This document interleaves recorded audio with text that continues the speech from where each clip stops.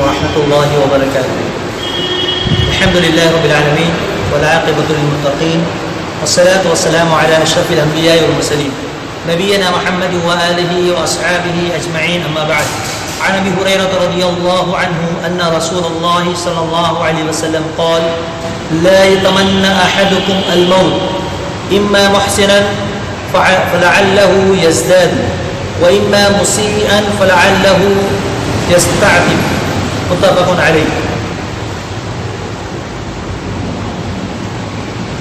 محترم حاضرین، جو حدیث ابھی آپ کے سامنے پیش کی گئی صحیح بخاری کتاب الدعوات باب الدعاء بالموت والحیاء، صحیح مسلم کتاب الذکر والدعاء باب کراہیت تمنی الموت بضر نزل به.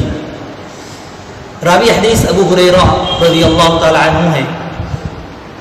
رسول اللہ صلی اللہ علیہ وسلم نے ارشاد فرمایا: تم میں سے کوئی شخص موت کی آرزو نہ کرے، موت کی تمنا نہ کرے، یا تو وہ نیکوکار ہے تو شاید نیکیوں میں زیادہ بڑھ جائے، اور اگر وہ گنہگار ہے، بدکار ہے، تو شاید وہ توبہ کر لے، اور اس طرح عمر میں اضافہ اس کے لیے خیر کا سبب بن جائے. لہذا ایک مومن کو چاہیے کہ وہ موت کی آرزو، موت کی تمنا نہ کرے. دوسری روایت میں نبی کریم صلی اللہ علیہ وسلم نے فرمایا، جس کو امام مسلم نے روایت کیا ہے: لا یتمنین احدکم الموت، تم میں سے کوئی بھی ہرگز موت کی آرزو نہ کرے، موت کی تمنا نہ کرے. ولا يدعو به من قبل ان ياتيه، اور نہ ہی موت کے آنے سے پہلے اس کے لیے دعا کرے کہ اللہ مجھے موت آ جائے، یا میں مر جاؤں، یا یہ ہو جائے، وہ ہو جائے. انه اذا مات انقطع عمله وانه لا يزيد المؤمن عمره الا خيرا. اس لیے کہ جب یہ مر جائے گا تو اس کے اعمال کا سلسلہ منقطع ہو جائے گا، اس کے اعمال کا سلسلہ ختم ہو جائے گا، اور مومن کے لیے اس کی عمر میں اضافہ اس کے لیے بھلائی ہی میں اضافے کا سبب ہے، اضافے کا باعث ہے. تو حدیث میں موت کی آرزو اور تمنا کرنے سے روکا گیا ہے، اس لیے کہ انسان کی عمر جتنی لمبی ہوتی ہے، اس کی عمر انسان کی، اگر وہ نیکوکار ہے تو نیکیاں کرتے جائے گا جس کی وجہ سے اس کے درجات بلند ہوں گے اور نیکیوں میں اضافہ ہوگا، اور یہ اس کے لیے بھلائی ہے، اس کے لیے خیر کا پہلو ہے.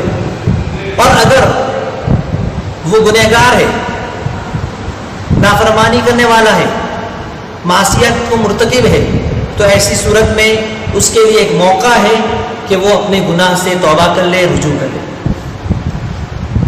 کیوں انسان موت کی تمنا کرتا ہے، موت کی آرزو کس لیے کرتا ہے؟ دوسری روایت میں جس کے راوی ابو انس ابن مالک رضی اللہ تعالیٰ عنہ ہے، نبی کریم صلی اللہ علیہ وسلم نے فرمایا: لا یتمنین احدکم الموت لضر اصابہ. تم میں سے کوئی شخص موت کی آرزو، موت کی تمنا نہ کرے کسی تکلیف کی وجہ سے جو اسے پہنچے. تو ظاہر سی بات ہے کہ کوئی شخص موت کی تمنا خوشی کے موقع پہ تو نہیں کرتا، یا کسی نعمت کے ملنے سے تو نہیں کرتا. موت کی آرزو کب کرتا ہے؟ جب اسے کوئی مصیبت پہنچے، جب کوئی تکلیف پہنچے اور اس تکلیف میں وہ صبر نہ کر سکے. بہت سارے لوگوں کو دیکھا جاتا ہے ذہنی طور پر اس قدر پریشان ہوتے ہیں کہ وہ صدمے کو برداشت نہیں کر سکتے. کسی کو مالی طور پر خسارہ ہوا، نقصان ہوا، اس گھاٹے کو برداشت نہیں کر سکتا اور موت کی تمنا کرنے لگ جاتا ہے. کسی کا بہت ہی زیادہ چہیتا، بہت ہی زیادہ محبوب اس سے بچھڑ جاتا ہے، کسی کا انتقال ہو جاتا ہے، کسی محبوب اور چاہنے والے کا، کسی رشتہ دار کا، تو اس کے صدمے کو برداشت نہیں کر سکتا اور وہ موت کی تمنا کرتا ہے.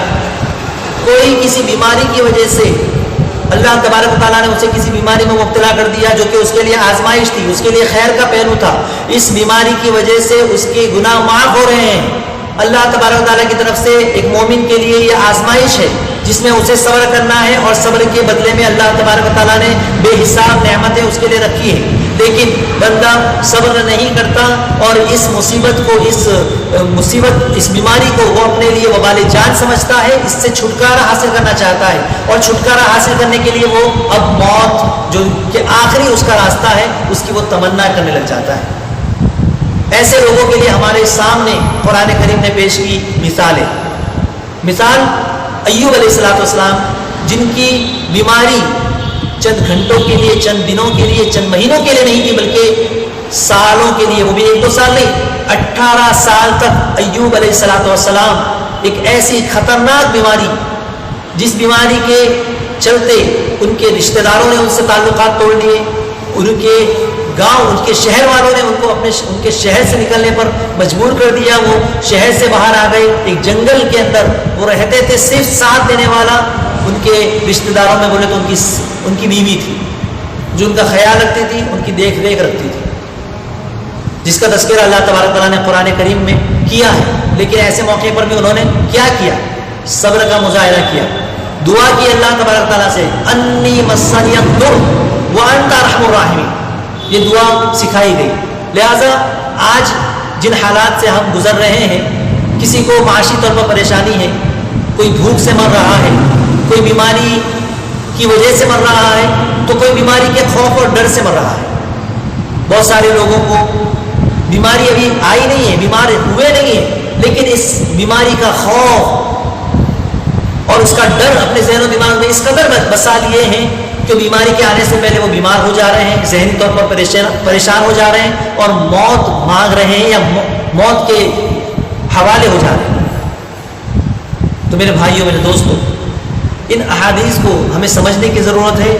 اگر کسی کو موت کی تمنا کرنا ہی ہے اور اس کے لیے اب ضروری ہے، تو ایسی صورت میں پیارے نبی صلی اللہ علیہ وسلم نے دعا بتائی ہے، فَإِنْ كَانَ لَا بُدَّ فَاعِلًا فَلْيَقُلْ، تو اسے یہ الفاظ کہنے چاہیے، اللہم احینی ما کانت الحیات خیرا لی، یا اللہ مجھے زندگی دے جب تک زندگی میرے حق میں بہتر ہے، وتوفنی اذا کانت الوفات خیرا لی، اور مجھے وفات دے، مجھے موت دے اگر موت میرے حق میں بہتر ہے۔ بخاری اور مسلم کی روایت ہے۔ تو لہٰذا تقدیر پر ایمان یہ انتہائی ضروری ہے۔ جب تک انسان کی زندگی لکھی ہے، اسے کوئی نقصان نہیں پہنچا سکتا، کوئی تکلیف نہیں پہنچا سکتا، اس کو مار نہیں سکتا، اور اگر موت لکھی ہے تو چاہے کتنی دوائیں کر لے، چاہے کتنی دعائیں کر لے، چاہے کتنی اس کے لیے موت سے بچنے کے لیے اسباب اختیار کر لیں، اگر موت لکھ دی ہے تو پھر کوئی بچا نہیں سکتا۔ تو انسان کو چاہیے کہ وہ ہر حال میں اعمال صالحہ کرتے رہے، نیک اعمال کرتے رہے۔ بہت سارے لوگ جانے انجانے میں خودکشی کا راستہ اختیار کر لیتے ہیں، بیماری کے ڈر سے کہ اس بیماری کا مقابلہ کیسے کر پائیں گے۔ ہم نے دیکھا گزشتہ ایام میں، اور جب سے بیماری آئی ہے کورونا، بڑے بڑے ڈاکٹرز نے خودکشی کر لی، بڑے بڑے انسپیکٹر، پولیس والے اور بڑی بڑی کمپنیوں کے مالک نے، بڑے بڑے بزنس مین نے، اور دوسرے ممالک میں بھی ہم نے دیکھا کہ بلڈنگ سے کود کر کے خودکشی کر رہے ہیں۔ اور ابھی کل ہی کی بات ہے کہ ایک بڑے فلم اسٹار نے، ایک فلمی اداکار نے بھی خودکشی کر لی۔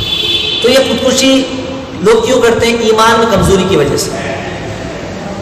چاہے کتنی پریشانیاں ہو، انسان کو اس کا مقابلہ کرنا چاہیے، چاہے کتنی بڑی بیماری ہو یا کتنا ہی ٹینشن ہو، اسے چاہیے کہ وہ اللہ پر ایمان رکھے، اپنے ایمان کو مضبوط کرے، یہ سوچے کہ جس مصیبت میں دو چار ہوں، اللہ کا فضل و کرم ہے کہ اس سے جو میرے سے بھی بڑی بڑی مصیبتوں میں لوگ ہیں، اور اتنی بڑی مصیبت تو اللہ رب العزت مجھے نہیں عطا فرمائی۔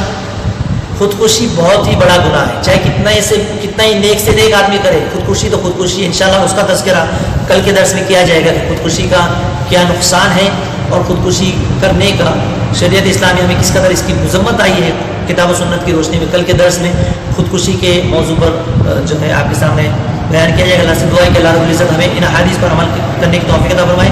آمین و ما علینا الا البلاغ المبین۔ السلام علیکم و رحمۃ اللہ وبرکاتہ۔